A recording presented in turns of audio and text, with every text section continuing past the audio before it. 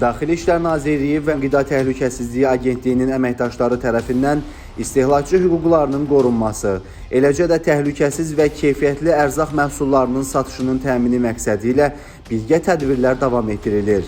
Keçirilən növbəti əməliyyat zamanı Nizami rayonunda yerləşən ərzaq anbarlarının birində fəaliyyət göstərən ət kəsimi məntəqəsində mənşəyi məlum olmayan və qidaya yararsız ət məhsullarının satıldığı aşkarlanıb.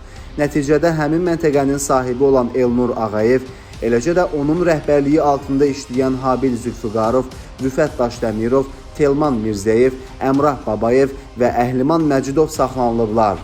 Sexə baxış zamanı 2 tona yaxın standartlara cavab verməyən keyfiyyətsiz ət məhsulu aşkar olunub. Bəzi rayonlardan, mal bazarlarından burada inəklər alıb gətirib satıram. Bunların içində xəstə də olub. Araşdırmalarla müəyyən edilib ki, Elnur Ağayev və digərləri xəstə, həmçinin artıq təsərrüfatda istifadəsi mümkün olmayan iri buynuzlu heyvanları ucuz qiymətə alıb emal edəndən sonra keyfiyyətli ət məhsulu adı altında satışa çıxarıblar. Həmin ətlərdən nümunələr götürülərək Azərbaycan Qida Təhlükəsizliyi Agentliyinin laboratoriyasına göndərilib.